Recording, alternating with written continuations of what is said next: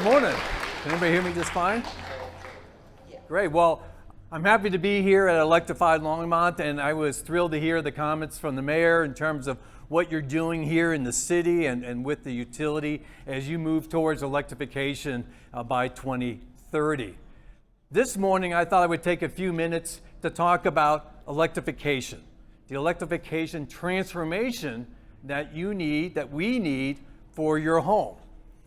The United Nations mentioned in a report just recently that talked about electrification that we need significant transformation in our various sectors. That's the building sector, that's the transportation, that's why you have electric vehicles outside, agriculture and industrial. We need that transformation. We need that transformation to reduce carbon and greenhouse gases. We need that transformation so that we can prevent the global rise temperature of 1.5 degrees in order to prevent climate disasters. We've seen the fires, you've seen the smoke from fires, we've seen flooding and the extreme temperatures. This is important. This is what we need to do. This is the type of transformation that we need towards electrification. The good news is, and I'll do a little history issue here, is that we've gone through this process before. We've had major changes in the energy in the building industry. And we'll sort of step back, into the 1800s. There was a time that we had to light our homes. We used camphene oil.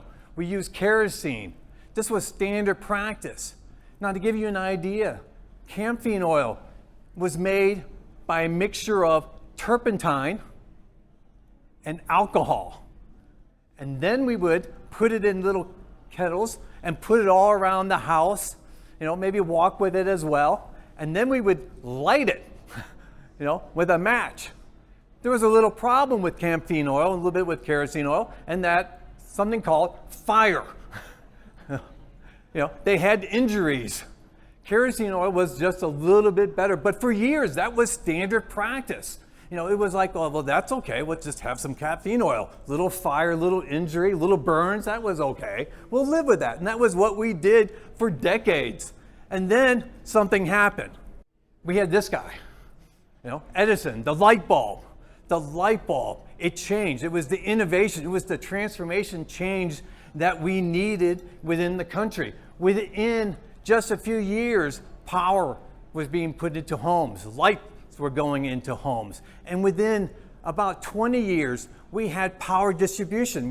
The mayor was just talking about what you were doing in terms of the power distribution and supply in this area. Well, that happened very rapidly in about 20 years. Part of that was because of the work that was done by Tesla, the guy, not the cars that you have out here. And so within about a 20-year time period, we went from camphene oil and kerosene oil to providing power throughout, homes and businesses. It changed the function, the form of what we did, how we build homes, how we lived, how communities grew. It was very, very quick.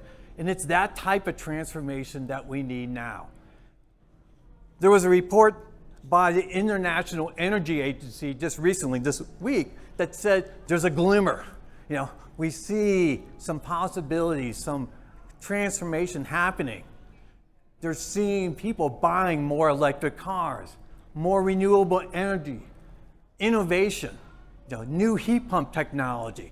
In fact, almost every day, if you're watching the news, you probably see, there's new battery technologies. We hear about cars going further and further, 300 miles on a battery, 400, 500 and more. That's the type of innovation that we need. That's the transformation that we need. So when we look at buildings, when we look at your homes, buildings use a significant amount of energy and also use a significant amount of the emissions.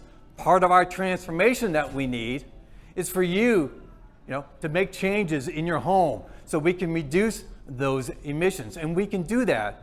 And we really look at new homes and existing homes.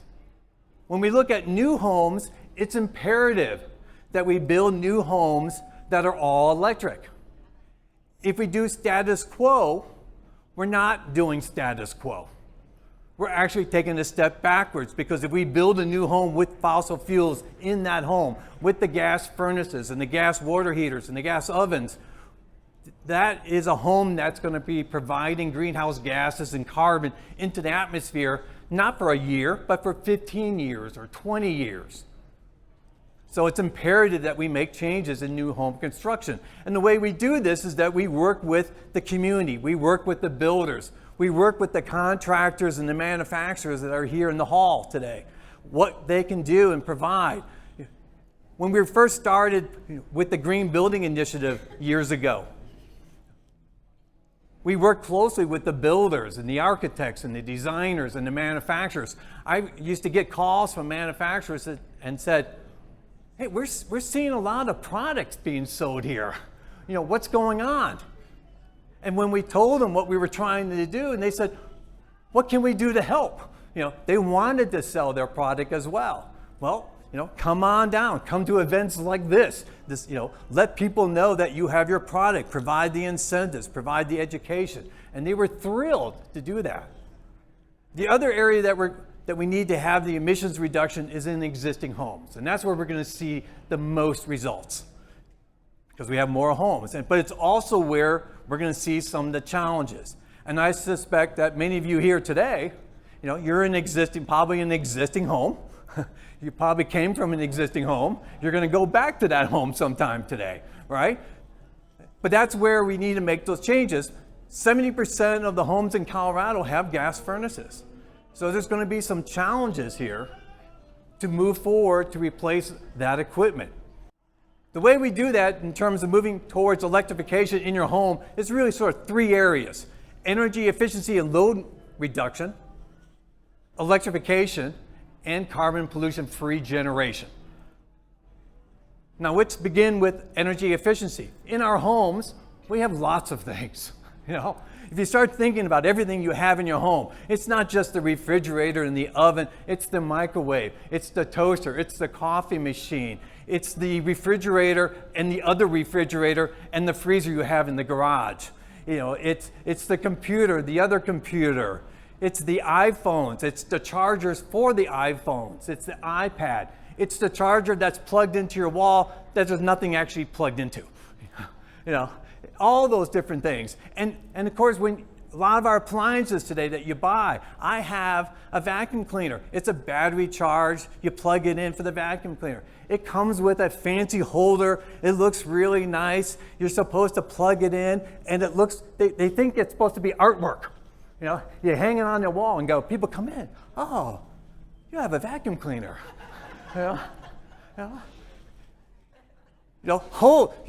Hold back from that. Don't let that pull you in. It's okay not to have that vacuum cleaner installed all the time. You can unplug it. I know myself, I don't need a vacuum cleaner on demand. Sorry about that. I can wait. We can get that vacuum cleaner, we can charge. The same thing with our power tools and lots of equipment. We can unplug. The best way for energy efficiency is not to use it, to unplug it. About 7 to 9% of your utility bill oftentimes is for appliances that are still running even if they're off. So it's important to unplug or have a power strip, a smart power strip to turn things off. And if you're buying an appliance, we have the Energy Star label. Appliances that have that label are telling you this appliance is energy efficient. Look for that. That's what you need to use if you're buying a particular appliance. Electrification. That's the big item. Let's look at eliminating those gas appliances. So we're looking at water heaters. You can replace your gas water heater with an electric water heater, or preferably a heat pump water heater. Extremely efficient. Your oven. You can replace your oven, your gas oven, with an electric oven or an induction oven. The city of Longmont, has that program, for you to see what an induction oven can do. Person over here won an induction oven top who's going to cook for us later. All right? This can work. These technologies work. And then the big item, when we start talking about our home and about our heating and our cooling, it's time to replace those gas furnaces. The innovation has been happening in those technologies. Heat pump technology, heat pumps. State of Colorado just joined other states to make an announcement to promote heat pumps. They want to install 20 million heat pumps by 2030. Heat pumps work in Colorado. You know, Buena Vista just had a green building tour, solar tour. They had heat pumps in those homes. You know, partake in those sort of green building tours, solar tours. See what people are doing. But heat pumps work. You can do whole house heat pumps, especially if you have an existing home that has the duct system in it. You can work with that. Or if you don't have that duct system, you can put in the mini split systems. And there are plenty of people in the hall over here that can talk to you about what you can install, what those technologies are, and they work. The nice thing about mini split systems is that they're extremely efficient, and they work in this climate. Again, Energy Star has a label for cold climate heat pumps. You know, so they work. And then last part of that is looking at carbon pollution-free generation, whether that is solar on your home, and I've seen a lot of solar panels throughout Longmont, or as the mayor mentioned about the utility continues to move towards 100% renewables, and that's fantastic. So you as a consumer can look at both possibilities. You may want to put solar on your home. You may continue to watch what the utility is doing, but most importantly, it's important to act. Now, before you do all that, part of my recommendation is this, is that you work with an electrician to come to your house and walk through. Tell the electrician that you're thinking about putting in a new water heater, a new oven, new heating system, a car charging system in your house. Let that electrician walk you through what's needed. What do you need to do in terms of your breaker box? What do you need to do in terms of potential wiring?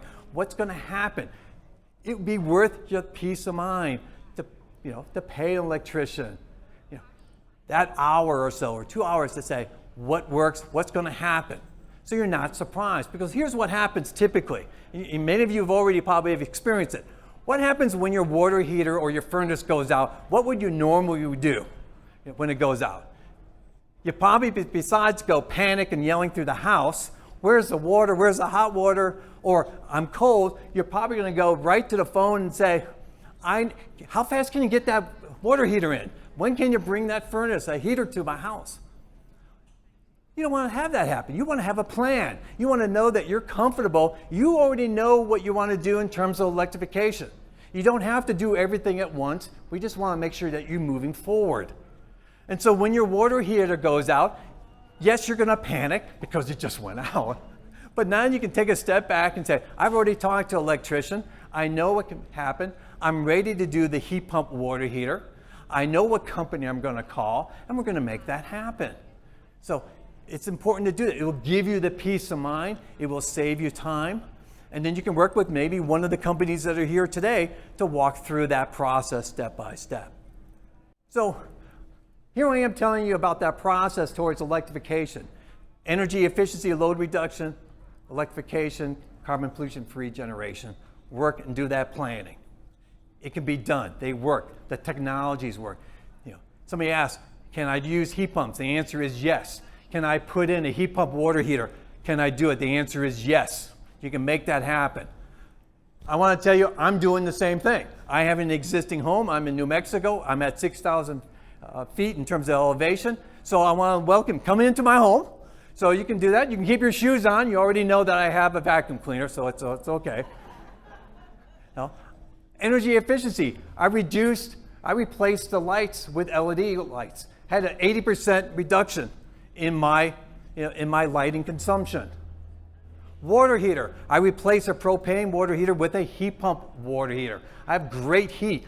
I had just guests at my house last week and they were thrilled. You have hot water. I was like, of course I have hot water. I have a heat pump water heater. It works. Cooking. This is the last time you're going to see this gas oven. I have an induction oven ready to go to put in. And yes, it takes time, it takes planning.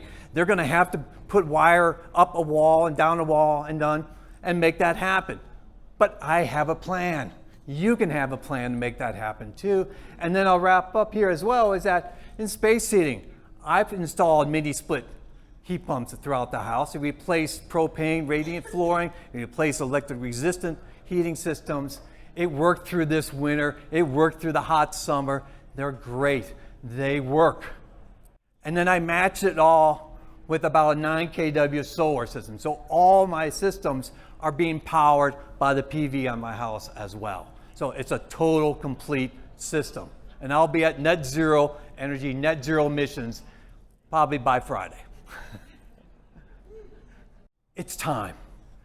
It's time for that electrification transformation. You can do it. It works. It can happen. There's great people here today to talk to get more information, but I'm here to tell you it's time. That transformation is now. Thank you.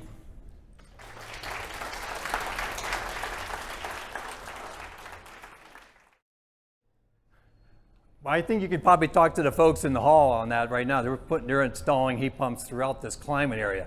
And you have heat pumps from here up in Washington State and the Northeast. I think there's been a lot of research, and the changes and innovation in the heat pumps has changed rapidly. So like I mentioned, Energy Star now provides a label for heat pumps at, I believe, a -5 degrees. And that doesn't mean that's the maximum. That's the threshold for them to rate it as co-labeled. So you have these heat pumps that can be at -10, and -20, and 30 degrees. So I think the heat pumps work just fine.